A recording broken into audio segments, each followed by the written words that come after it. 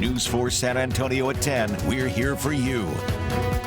Another round of records released tied to the Robb Elementary School shooting. We were the first to report this on News 4 San Antonio. The new video and documents coming from attorneys representing Uvalde CISD after News 4 uncovered gaps in past record releases. Glad you're with us, friends. I'm Jonathan Martinez. I'm Mandy Noel. We've been combing through it all and have team coverage tonight. We start with News 4 San Antonio's Jordan Elder, who breaks down details surrounding former police chief Pete Arredondo. Everything from his settlement demands to his role during the tragedy and conflicting accounts of what really happened.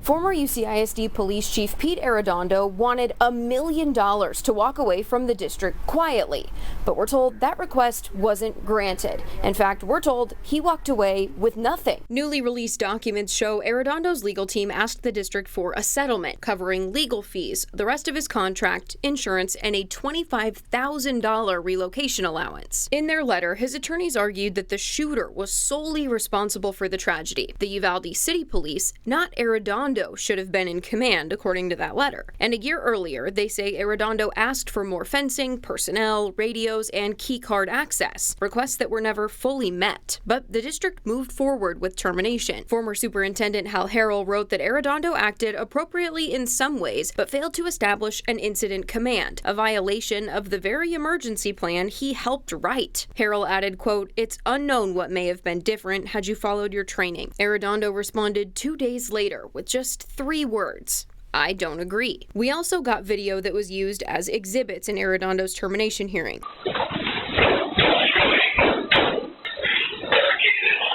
It's body cam and hallway video Fox SA first shared with you last year, but it comes after the district originally claimed they had no video. Their new attorneys located it. Former Robb Elementary employee Amy Franco says she appreciates that the district let everyone know this release was coming, especially after 8 other drops. When the files come out, I have to get it from you or somebody else. Had they been honest and released everything the first time, we wouldn't be here right now. The documents leave Arredondo's settlement on a cliffhanger. We see that $1 million ask, but we don't see the district's response. Again, we're told that he did not receive that $1 million payout. We have requested the full terms of his firing from the school district.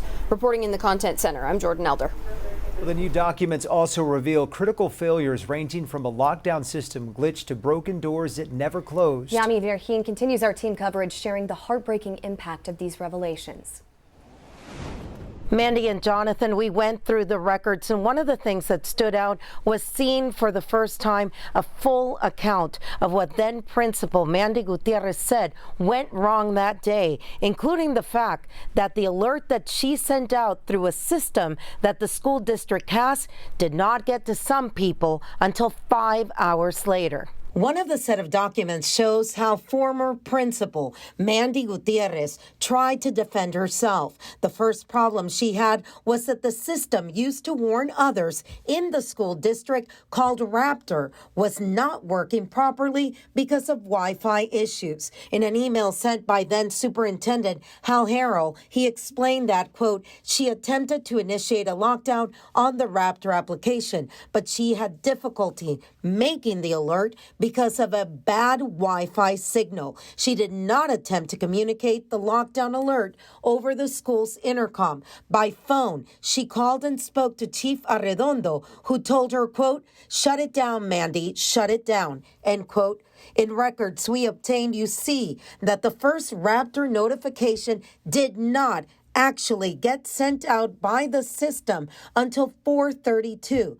That's 5 hours after Gutierrez had sent it out. For school board member Jesse Rizzo, who ran after his niece Jackie Cáceres died in one of the classrooms, seeing the failure is shocking. We're so hard on Ms. Gutierrez, the principal, and I'm torn. And now you get to see like what she went through. You start seeing it through different lenses, especially, it's a difficult thing, but it's part of history. It's part of, reality, what happened in our town. We demanded the termination, the suspension, but we didn't realize like what's all involved, like all the litigation, all the back and forth, that the employees, unfortunately, as much as they failed, they still have rights. The records also reveal maintenance work orders several years before, showing problems with doors that failed to close properly the day of the shooting. One report says room 111 and 112 and also 116 need a key. Room 111, the door will not close. Do we have any deficiencies? Obviously, the answer is going to be yes. Did we have a deficiency that day? Absolutely, we had a deficiency. The door didn't close. So it'll be illustrated when you start diving into those records. For Rizzo, the release of video and records is gut-wrenching. The video is really what got me. You know, you see it. I've seen it time and time again, but I sat there, you know, and watched it and just watched the second tick and tick and time just lapsed. And I wondered how long she suffered, you know, and I wondered, you know, could she have been saved? It crossed my mind over, and when are they coming in to help me?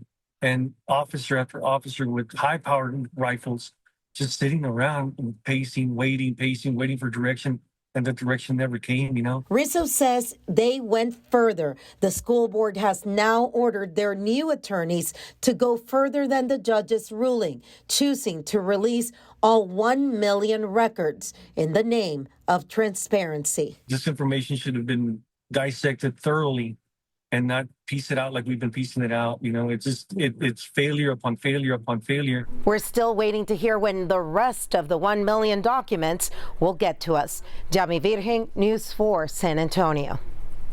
News 4 will continue to push for transparency in this case. And remember, follow our News 4 social media pages or download our News 4 app to get the latest updates. Just search WOAI in your app store.